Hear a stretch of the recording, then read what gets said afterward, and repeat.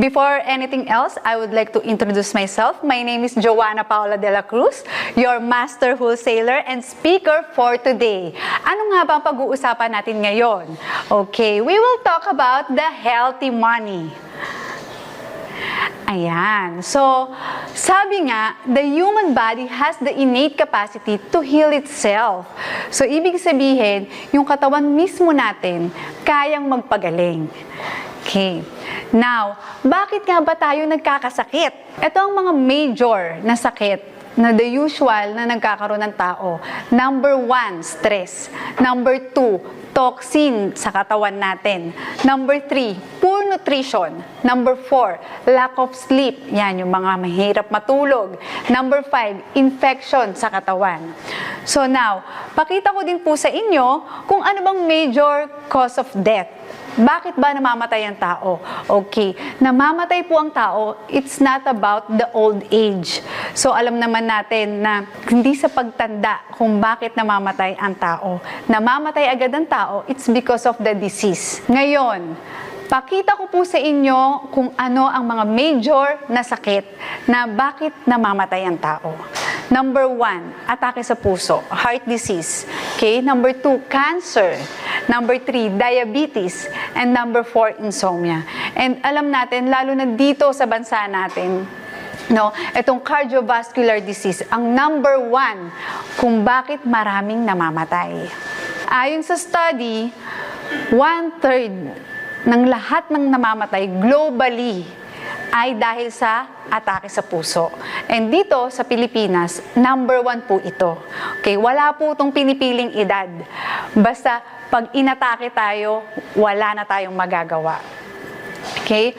Now, ano nga ba itong cardiovascular disease? Okay? Ito yung nagre-refer po dun sa blood vessel natin na nag-i-include ng coronary artery disease, heart attack, stroke, heart failure, and more. And napakaraming factor po nito na nade-develop dun sa cardiovascular disease. So, ayon sa World Health Organization, ayan, 17.9 million lives each year ang namamatay.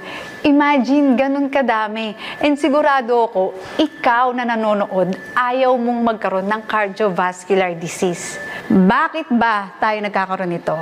Number 1, unhealthy diet. So, marami tayong kinakain ng mga processed foods. Yes, napakasarap. Ang sarap ng burger, ang sarap ng chicken sa fast food, donuts, ayan. So, unhealthy foods and mga soft drinks, ayan ang number 1 na cause na pwede tayong magkaroon ng cardiovascular disease. Sabi nga, too much junk food may lead to early death and heart disease. Mismo sa USA yan nanggaling. Number 2, physical inactivity. Ang dami sa atin, hindi nag-exercise, hindi gumagalaw. Kaya nga may kasabihan na galaw-galaw baka ma-stroke because totoo po yan. Pwede po tayong mamatay at magkasakit kapag hindi po tayo masyadong gumagalaw. So, kailangan po natin ng activity every day, at least man lang makapag-walking tayo 20 minutes. Ayan. Yan mismo, medical news today. Sinabi po yan na every day, at least 20 minutes, nakakapaglakad po tayo or even 10,000 steps kung gusto po natin maging healthy. Number 3, tobacco use. So, hindi naman lahat ng tao nag-smoke. Pero alam natin na meron tayong minsan nakakatabi na nag-smoke. So, second-hand smoke ka na. So, yung smoke po is may chemicals na pwedeng magdulot sa'yo ng cardiovascular disease. And again, pwede po tayong magkasakit. Ayon sa CBS News, even 1 cigarette a day can still kill you. Study na po yan. Kaya kung ikaw nag-smoke ka, ako na nagsasabi sa'yo, mag-quit ka na. Number 4, high blood pressure. So, ito naman po yung hypertension. Okay? Bakit nagkakaroon ng high blood yung tao? It's because nagkakaroon ng damage yung arteries mismo. Yung pinakadaluyan ng dugo. Okay? Nagkakaroon po siya ng bara. Okay? So, pag nagkabara, ayan, yung mga manginginom, yan, too much of alcohol, yan po, pwede po tayong magkaroon ng high blood pressure. So, kung ikaw, drinker ka, i-minimal mo na yung pag-inom mo. Kasi pwede mo yan ikamatay. Mismo sa CNN po ito nanggaling. Number 5, high cholesterol levels. So, ano naman po ito? Ang cholesterol po, hindi po porket malaki tayo, yun lang po yung may cholesterol. Even mga payat, meron din pong cholesterol. So kung hindi ka pa nagpapacheck, libre po magpacheck sa ating opisina. Dahil etong high cholesterol level, pwede rin po tayo dito magkasakit at mamatay. Lalo na kapag bad cholesterol yung nabubuo po sa atin. Okay? Ayan, ayon sa ABC News, more than 40% of US adults unaware na meron po silang high cholesterol. So, malamang ikaw ganun din. So, kung ako sa'yo, medyo yung kinakain natin, gawin nating healthy ang kainin. Number 6, obesity or overweight. Alam naman natin na kapag malaki tayo, prone sa sakit. Okay? Bakit prone sa sakit? Diyan na madedevelop na pwede po tayong magkaroon ng heart enlargement. Pwede pong high cholesterol din tayo. At pwede tayong magkaroon ng cardiovascular disease. So, kadalasan po ng mga malalaki, okay, sorry sa term, ayan, hindi po porket malaki, healthy po tayo. Yan pa po ang mas madalas na nadadapuan po ng sakit. Ayan, pwede rin po tayo dyan mamatay. Ayon sa NBC News, being obese can kill you. Mismo sa news na po nanggaling na kung ikaw, alam mong overweight ka, magtimbang ka na. Check mo na yan. Ingatan mo na yung sarili mo. Kailangan mo naman ng proper diet. Number 7, stress. Ayan. Ano ba itong chronic stress na nakakapag-contribute ng pagiging unhealthy habit sa atin? Ito yung mag-overeating tayo. Ayan. Mag-smoke tayo. Hindi tayo mag-exercise kasi tatama rin tayo kasi stress ka. So, being stressed, pwede mo rin itong ikamatay. Kaya yung pagiging overthinker mo, kung kaka-break up mo lang, no? Kalimutan mo na yan. Huwag mong stressin ang sarili mo dahil pwede kang mamatay. Ayon sa first post, ayan, Thai media worker dies overworking. So, ang tao, the usual, kapag trabaho ng trabaho, napapagod, na-stress, kaya pwedeng magkaroon ng sakit at pwede ring mamatay. Okay? So next, let's talk about cancer. Ayan, narinig na natin yan. At alam ko may kamag-anak na nagkaroon ng cancer. Sure yan. Diba? So itong cancer, pagka narinig natin to, ang pumapasok sa isip natin, nakakamatay. Diba? So totoo naman at nakakatakot. Ano nga ba ang mga leading cancer na sakit dito sa Pilipinas? Okay, we have lung cancer, colon cancer, prostate cancer para sa mga lalaki, and breast cancer para sa mga babae. Grabe, no? Pag nakarinig ako ng cancer, talagang kumakaba yung dibdib ko eh. Ayan. So, bakit nga ba nagkaka-cancer ang tao? Saan ba ito nakukuha? Cancer is a disease characterized by the uncontrolled growth and division of abnormal cells in the body. So, ibig sabihin, ang cancer, bigla-bigla na lang itong tumutubo. And paano tayo magkakaroon nito? Okay, number 1, pwedeng hereditary. So, namamana siya. Kung yung kayamanan at kahirapan napapamana sa atin, pati ang sakit po, napapamana po sa atin yan ng mga generations. Okay? So, sa genetic po natin, ayan, kung may background po or history ang pamilya po natin na may cancer, maaaring ikaw, 80%, pwede ka rin magkaroon ng cancer. Okay? Number 2, environmental factors. So, ito naman yung masyadong malapit ka sa pollution. And alam naman natin dito sa Pilipinas, polluted na. So, yung mga malalapit din sa mga radiations and chemicals, yung mga nasa factory, and yung mga nakakaamoy ng mga solution na amoy, ayan. So, pwede po tayong magkaroon ng cancer. Okay, number 3, lifestyle choices. Of course, sa lifestyle natin, ano bang ginagawa natin everyday habits and saan ba tayo nag-hangout? Kung ikaw ay like kang inom ng inom, okay, and lagi kang nag-smoke or nag-yosi, maaari ka rin magkaroon ng cancer. And lalo na kung mahilig kang kumain ng processed food na alam kong sarap na sarap ka dyan at favorite mo yan. Pero ngayon, kailangan mo na siyang itigil para hindi ka magkaroon ng sakit. Okay? So next, diabetes. Okay, ano ba tong diabetes? Okay, ito naman po yung chronic health condition characterized by high levels of sugar in the blood. So, ibig sabihin, masyado kang sweet. Ayan, mahilig ka sa matamis. Ayan, okay lang po maging matamis tayo sa tao, pero sa pagkain, wag po, okay? Ayan, ayon sa World Health Organization, sobrang napakarami na pong namatay dito. Ito yung 9th cause of worldwide deaths as of 2019. Ano pa kaya ngayon? 'Di ba? Kasi napakadami nang naiimbentong mga tea, 'di ba? Milk tea, yung mga coffee na isang damakmak yung sugar, donut, iba-iba ng mga donuts na lumalabas na ang sasarap, chocolates, ayan. Yung mga yan po, sobrang pwede po tayong magkaroon dyan ng diabetes. Okay? There are two types of diabetes. Number one, itong condition na kung saan yung body natin humihinto yung paggawa ng hormone ng insulin. Okay? So, insulin helps your body use sugar from food for energy. So, ibig sabihin, yung insulin nakakapagbigay yan ng energy talaga sa katawan natin. Pero too much is not good. Type 2 diabetes. Ito naman yung condition kung saan yung sugar sa blood nagbi-build up. Yung body natin, okay, nagkakaroon ng resistant sa insulin. So, hindi na siya nagiging enough.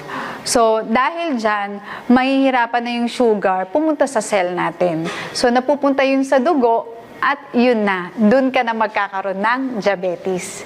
Okay, at alam naman natin, pag nagkaroon tayo ng diabetes, okay, kung ikaw yung tao na pag nasugatan ka, sobrang tagal gumaling ng sugat mo, malapit ka na, papunta ka na dito. Okay? So, pag nagkasugat po tayo, matagal po siyang gumaling. So, pag matagal pong gumaling, at usually din, kapag ang lamok lagi kang dinidikitan, matamis ka, ibig sabihin. So, kailangan na natin magbawas ng matatamis. Paano ba nakukuha tong diabetes? Number one, obesity. Ayan, excess body fat. Pag talagang, again, no, kapag malaki ka, overweight ka, obese ka, lamang na lamang ka sa sakit. Okay? So, kaya kung ako sa'yo, mag-diet ka na. Number 2, physical inactivity. So, wala ka na namang galaw-galaw. Pag wala po tayong movement, ayan, magko-contribute yan na bibigat po tayo. So, pag bumigat tayo, doon na rin po tayo nagiging overweight. So, again, pwede po tayong magkasakit. Number 3, unhealthy diet. Ito, uulitin ko, okay? Yung mga kinakain po natin, napaka-importante po niyan. So, kung ano yung pinapasok po natin sa bibig natin, yan po yung pumapasok sa katawan natin na po pwede po tayong gumanda yung katawan or magkasakit. So, again, itong mga matatamis like mga donuts, chocolates, okay? Siguro kung kakain po tayo nito, minimal lang. Kung sosobrahan mo, itigil mo na.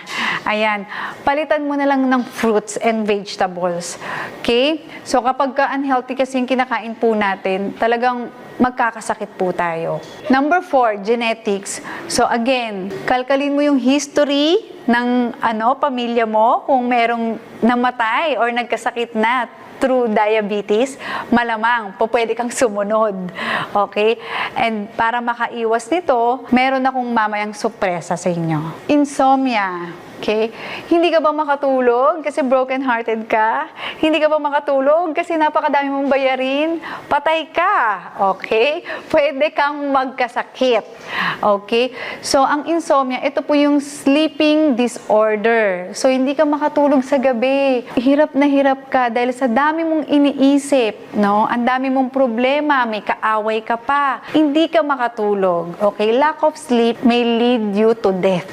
So number 1, impaired cognitive function. Yan po yung nakakaapekto. Ayan, yan po ang nakakaapekto sa health natin, impaired cognitive function.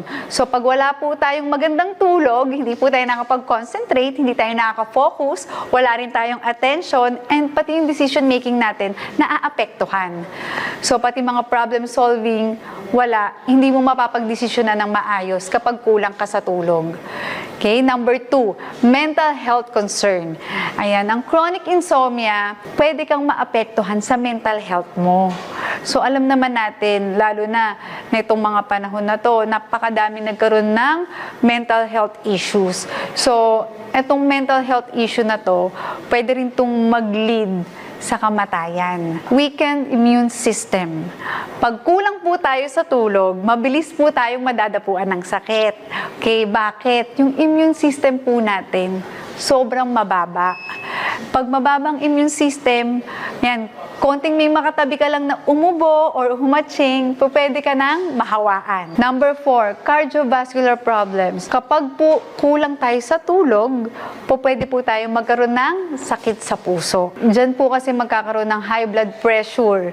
Diyan din po na-stroke yung tao. And magkakaroon po tayo ng irregular heartbeats. Increased risk of accident. Ayan. So, alam naman natin, pag kulang tayo sa tulog, tas nag-drive tayo, maaari tayong makatulog while driving. So, again, hindi ka na naman nakafocus at itong matindi, pwede kang mabangga. And alam naman natin na napakadaming accidents na nangyayari dito sa Pilipinas, even sa ibang bansa, na namamatay. It's because of nakakatulog po sa pagdadrive. Sabi nga ni Father of Medicine, let your food be your medicine and your medicine be your food. So, ano ibig sabihin nito? Okay, yung pagkain mo, gawin mo yung gamot. Okay? At yung gamot mo, ang magiging pagkain mo. The human body has the innate capacity to heal itself. Ang good news ko sa inyo, syempre, may mga solusyon tayo para sa mga sakit na mga nabanggit ko. Okay, ano mga solutions natin? We have synthetic drugs, allopathic medicine, and of course, natural organic solution. Introducing barley grass. Ano nga ba tong barley grass? Okay, bigyan ko kayo ng konting background. This is the one of the oldest living things growing on earth even before the modern civilization. Even the gladiators, barley grass ang pampalakas nila. From ancient Egypt civilization, Babylonian, the Quran, even the Bible. 37 times po ito nabanggit sa Bible natin. Kung hindi ka pa nakakabasa ng Bible, magbasa ka na. Sabi nga ni Dr. Hagiwara, nag-research siya over 200 different plants sa 13 years. At ang nakita po niya, isang barley grass ang merong pinaka most excellent source of nutrients na kayang ibigay sa katawan natin.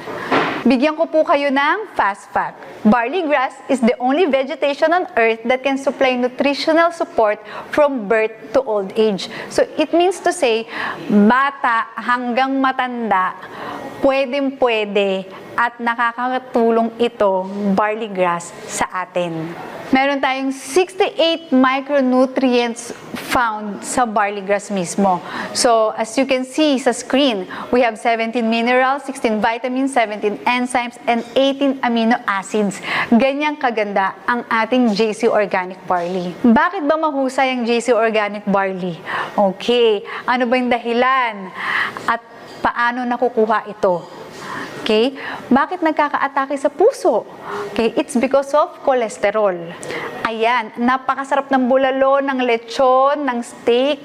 Ito naman talaga, lalo na pag may handaan, hindi natin maiwasan. Dahil kumain ka niyan, ayan, ito yung pwedeng mangyari sa puso mo. Kaya nagkaka-atake dahil yung ugat po natin nababarahan. Nawawalan ng supply ng oxygen yung puso, so hindi na nakakahinga yung tao. So hindi na nagigising, namamatay na. Ang good news ko sa inyo, ang JC Organic Barley may beta-glucan na nakakapagpabagal ng pagdaloy ng cholesterol sa ating blood vessel. So para mas makahinga yung ating ugat. Now, ano bang mga characteristic ang meron ang JC Organic Barley para to fight the heart disease? We have beta-glucan, vitamin B1 and B2, magnesium, copper, beta-sitosterol, and chlorophyll. Heart claims on barley, ayan, as you can see sa US mismo, FDA ng US yan, in-announce na yung barley talagang nagko-contain siya ng maganda para ma-reduce yung risk ng heart disease. Bakit mahusay ang organic barley upang maiwasan ang diabetes? Okay, again, meron tong beta-glucan. Okay, itong enzyme na ito, nakakatulong to ma-slow down yung absorption ng sugar natin at carbohydrates sa ating katawan. Ito naman ang mga characteristics para sa diabetes. We have beta-glucan, chromium, chlorophyll, flavonoids, saponin, selenium. Bakit mahusay ang JC Organic Barley para makaiwas sa cancer?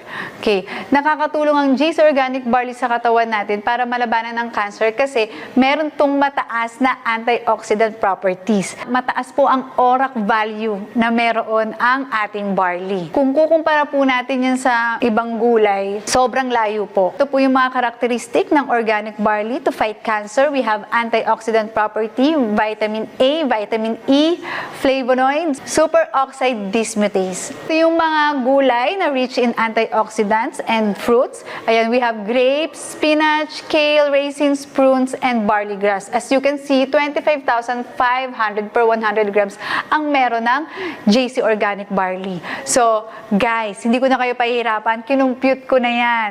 Okay, sa 100 grams, no? Actually, ayon sa study ng FDA, ang isang tao, kailangan po natin ng 3,000 to 5,000 ORAC value per day. So, sa computation po natin, at least 3 to 4 sachets ng JC Organic Barley every day para kumpleto po yung opium health natin. Bakit mahusay ang organic barley upang maiwasan ng insomnia? Ang good news ko po sa inyo, meron po itong GABA. Anong ibig sabihin ng GABA? Gamma-aminobutyric acid. So, may natural compound po ito na nakakapagpakalma ng nervous system natin. So, nakakapag-promote po ito ng magandang pagtulog. Bakit mahusay ang organic barley upang maiwasan ng insomnia? Okay, meron itong GABA, tryptophan, at chlorophyll.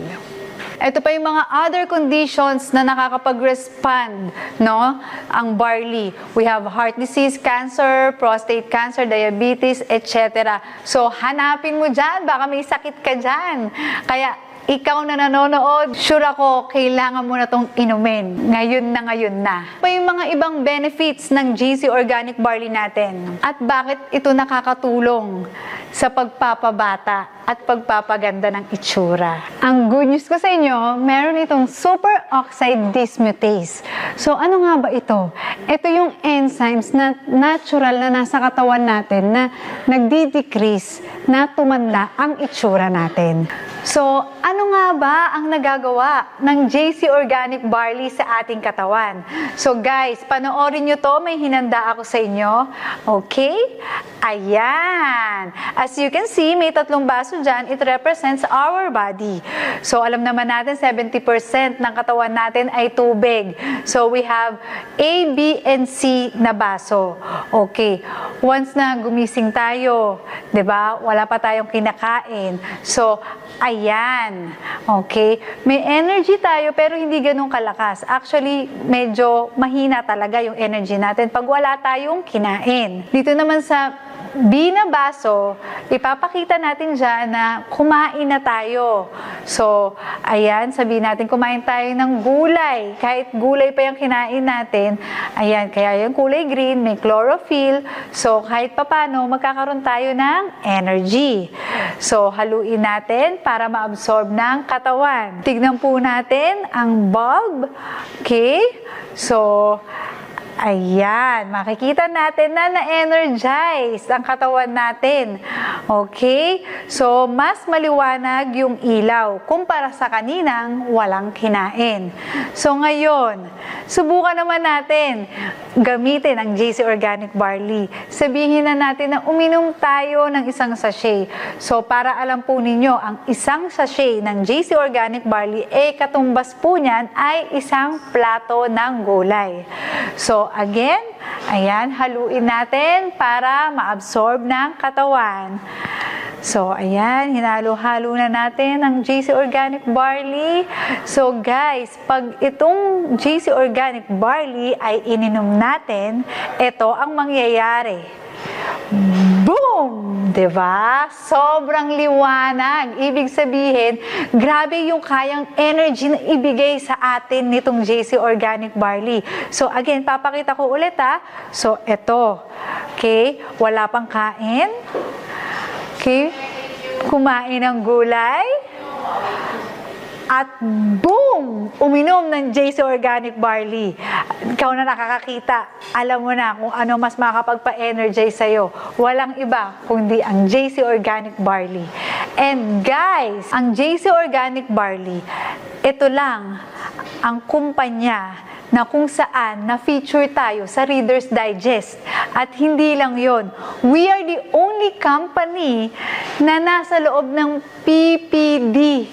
Tayo lang ang barley company na nandiyan mismo. So ano ba tong PPD na to? Ito yung directors ng mga doktor. Hindi lang yon, approve tayo.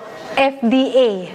Okay? Hindi lang dito sa Pilipinas. FDA approved pa ng ibang bansa mismo. As you can see sa screen, we have Ministry of Health in Qatar, in UAE, Dubai, in Italy, in Malaysia, Taiwan, Hong Kong. Grabe, ganun kaganda. Alam naman natin, sa Pilipinas nga, napakahirap kumuha ng lisensya, sa ibang bansa pa kaya. Kaya, I can say, high quality at premium ang JC Organic Barley natin. Many of us lose our health in making money and losing money in looking for health. So, ibig sabihin, napakaraming tao na kayod ng kayod, gawa ng pera, pero nakakalimutan ng alagaan yung katawan.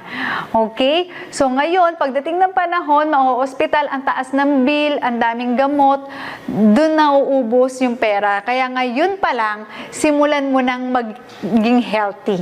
Okay? Be smart, be different, be in the good life. Take JC Organic Barley every day. At ako ang masasuggest ko sa iyo kung gusto mo ng complete nutrition every day, 3 to 4 sachets ang inumin mo araw-araw.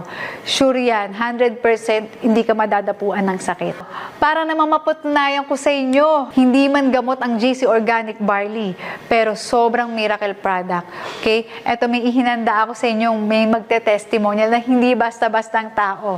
Okay? Everybody, let's watch this. Cancer was my biggest fear. Now, finally, I can say I am a cancer survivor. My name is Selena Dagdag Alas. I was a former sportscaster for the Ateneo Blue Eagles, also for PBA. I'm a wife, I'm a homemaker, I'm a believer of Christ. Now, finally, I can say I am a cancer survivor. It was in the early months of 2021 when I was diagnosed with a very rare form of cancer called gestational trophoblastic neoplasia. Back then, I was very much shaken. I remembered walking out of my doctor's clinic, falling into my husband Kevin's arms as I repeatedly cried, "Help me, God." You know, cancer was my biggest fear. And to have it in my 20s was a huge shock for me. So I began my chemotherapy. And naturally, with the strong medication, all sorts of complications arose. While I was doing chemo, tumaas po yung liver enzymes ko, bumaba po yung hemoglobin ko, bumaba po yung white and blood cells count ko. I had rashes, I had unexplainable fever, had low sodium, just to name a few. You know, it was a very hard time for me. Now, this is where my story begins with Barley. One of the people that the Lord used to encourage me during that difficult season of my life was my dear friend. You know, Ate Gemma was like a big sister to me. And it was through her that I discovered the use of JC Organic Barley. I remember when I was in the middle of my chemo treatments, she would send me all of these supplements, all of these medications and products, which she strongly believed will help my body recuperate. So I brought these supplements to my doctor. My doctor did careful research. And you know what? The only thing she cleared was the organic barley. I started taking JC Organic Barley along with the other supplements that my doctor prescribed. And by God's grace, I saw great improvements in my body. Just to take you back a few months, I had to pause from chemo. I had to pause in between cycles kasi tumaas yung liver enzymes ko 5 times the normal level. Ang taas-taas ng liver enzymes ko noon that my body needed to rest from chemo. It was my body's way of demanding rest kasi malakas yung gamot. So in those days that I wouldn't do chemo and I would be at home resting, I would nourish my body with good food and with the JC Organic Barley. I saw my liver enzymes, they began to normalize. Apart from that, because of the type of cancer I had, I was bleeding a lot. So naturally, if nagdudugo po ang tao, bababa po talaga ang kanilang hemoglobin count. So I started taking JC Organic Barley. I still continued to take it until I saw that normalize as well. Eventually, I was pronounced cancer-free. On remission na po ako for over a year and 4 months, I believe. Still continued to take it because I heard and I researched several of its benefits. I learned that it would lower blood sugar levels, it would lower blood cholesterol levels, it would also help people with anemia, it would prevent osteoporosis, it aids with digestion. To top it all off, bukod sa mga benefits na yan, it also prevents certain types of cancers. By God's grace, I started to feel more and more like myself. I started to feel stronger, started to feel more energetic, kumbaga. So today, I stand before all of you healthy and well. Hallelujah! The Lord is good. It is my prayer that JC Organic Barley helps you just as much as it has helped me. So guys, napakaganda ng testimonial, di ba, ni Miss Selina Alas. Grabe, cancer survivor. Dahil sa JC Organic Barley natin. Ngayon, kitang-kita nyo naman, sobrang lively niya. Alam ko naman na napakadami yung natutunan about sa JC Organic Barley. So, eto naman, may good news ako sa inyo. Of course, paano natin ibebenta ang JC Organic Barley? Okay? So, number 1, ito yung kadalasan na tinatanong, para saan ba ang barley? So, syempre, ang magandang sagot natin dito, para makaiwas sa sakit. So, anong magandang i-explain natin dito? Alam mo ba na ang barley ay nakakatulong para iwasan magkaroon ng cancer, iwasan magka-high blood, heart attack, at para magkaroon ng mahimbing na tulog. Hindi lang yon. Maganda pa dito, makakaiwas tayo magkaroon ng gout at acid reflux. Yan ang pinaka-purpose ng barley. Palakasin yung katawan natin at makaiwas sa anumang sakit. Bakit dapat araw-araw inumin ng JC Organic Barley? Okay. Alam naman natin, ma'am, napakadaming tao na ayaw talaga kumain ng gulay. So, ang kinaganda po nito, kapag uminom tayo ng JC Organic Barley, para na tayong kumain ng isang platong gulay. So, i-explain po natin to sa kausap natin na kapag ikaw ay nag-barley everyday, para ka na rin kumain ng isang platong gulay everyday. At alam naman natin, kapag araw-araw kumain tayo ng gulay, maganda to sa katawan. So, pag ininom natin yung barley araw-araw, gaganda yung katawan natin araw-araw din. Okay? So, next, na kadalasan na tinatanong sa atin, pwede bang JC Organic Barley sa diabetic? Okay, anong magandang sagot? Ayan, pwede po dahil hindi po tataas ang blood sugar po natin dito. Okay, anong explanation po natin? Okay, ang barley ay nakakatulong sa pagbaba ng kolesterol. Alam mo ba na ang barley ay may non-soluble fiber na nakakatulong sa pagkontrol ng blood pressure? Kasi ang barley, meron niyang beta-glucan dahil pinapabagal niya ang absorption ng blood sugar sa katawan mo. Pero ito ang suggestion ko. Okay? Itong barley, dalhin mo sa doktor bago mo siya inumin. Kunin mo advice nila. Pag nakita niya to, sure ako na ire-recommend niya to sa'yo.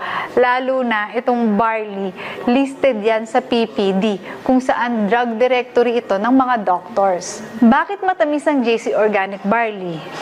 Yes, matamis po ang JC Organic Barley natin kasi meron siyang stevia. So, natural yung sweetener niya. So, kung hindi po natin alam kung ano yung stevia, it's a plant na matamis po siya. So, yun po ang nakalagay sa JC Organic Barley. Baka nag-aalala ka, baka tumaas yung sugar mo pag ininom mo to. Alam mo ba na ang stevia, isang halaman to na ang content nito, no sugar, no carbohydrate, no calories. Kaya di ka mababahala dahil nakakatulong pa ito sa pag-regulate ng blood sugar mo.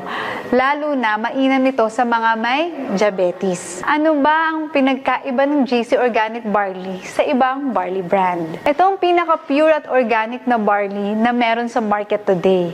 At sigurado akong 100% wala itong halo. Marami namang barley na makikita sa ibang bansa.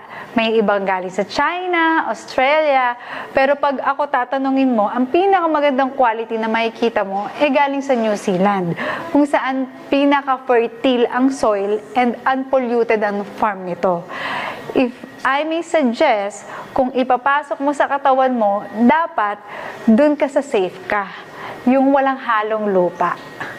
Bakit mas mahal ang JC Organic Barley? Ang JC Organic Barley ay mula pa sa New Zealand at ito ang pinaka-pure at organic na barley na meron sa market today. Okay, to be honest, marami namang mas mura. Para sa Shopee, pagdating dismayado ka naman.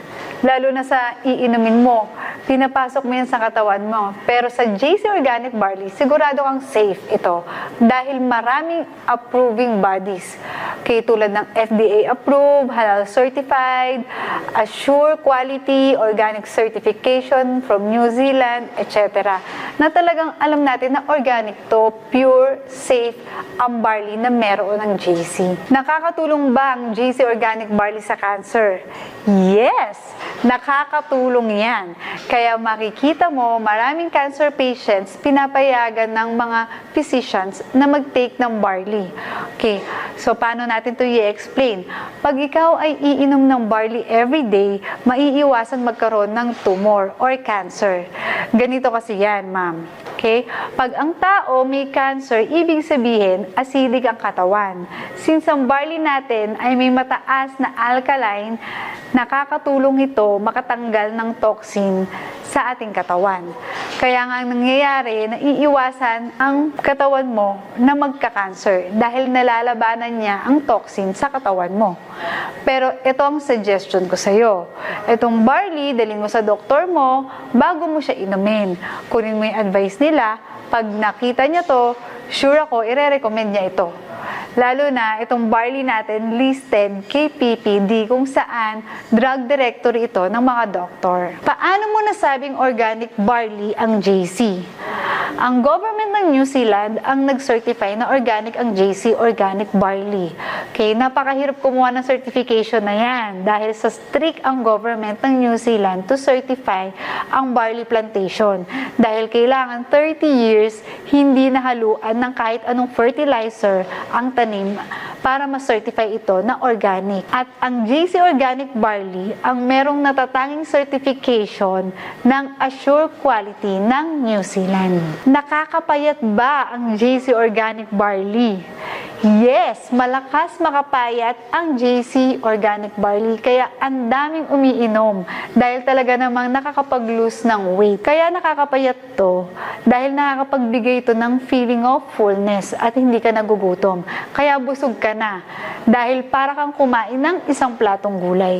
Kaya best to take ito na wala pang laman ng tiyan mo. Pwede ba ang JC Organic Barley sa mga kapatid nating Muslim? Yes, pwede po yan. Pwede yan sa mga kapatid nating Muslim dahil ang GC Organic Barley ay halal certified. Kaya malakas ang benta natin sa Dubai, Saudi, Qatar, Kuwait dahil halal certified ang ating GC Organic Barley. Approved din ang barley natin sa Ministry of Health ng Qatar, Dubai at UAE. Pwede ba sa bata ang GC Organic Barley? Alam mo ba na pwede ito sa bata at napakaganda sa bata. Hinahalo ko nga sa gatas to sa anak ko para kumain sila ng isang platong gulay. Ito ang natatanging gulay na pwede from birth to old age. It is the only vegetation on earth that can supply nutritional support from birth to old age. So pwede ito sa bata. Pwede ba sa buntis ang GC Organic Barley? Pwede ito sa buntis dahil ang GC Organic Barley para ka lamang kumain ng isang platong gulay. Okay? Lalo na sa mga pregnant na need na enough nutrition, ang barley ay napakamainam inumin. Pero itong suggestion ko sa iyo, itong barley, dalhin mo sa doktor bago mo siya inumin. Kunin mo yung advice nila. Pag nakita nyo to, sure ako na i-recommend niya to sa iyo. Lalo na, itong GC Organic Barley ay listed sa PPD kung saan drug directory ito ng mga doktor. Pwede ba ang barley sa nagme-maintenance? Yes, pwede po ito sa mga nagme-maintenance dahil para ka lang kumain ng isang platong gulay. Okay, ang explanation po dito, ang barley po ay walang contraindication sa synthetic medicine na iinumin nyo kasi gulay po itong barley. In fact, makakatulong ito ng malaki sa pagbilis ng recovery ninyo. Kasi ang GC Organic Barley ay nakakapag-supply ng nutritional support sa ating katawan. Siyempre, huwag nyo pa rin ititigil ang maintenance ninyo na gamot kasi ang doktor nyo mismo ang makakapagsabi kung need na stop ang pag-take ninyo ng maintenance.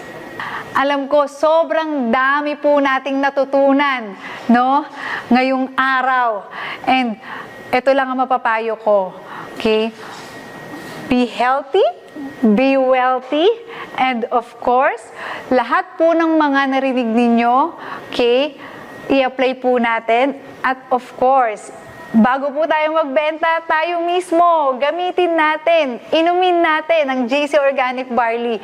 Ikaw mismo, magkakaroon ka ng sarili mong testimonial para mas maganda mong mai-deliver sa mga bebentahan mo.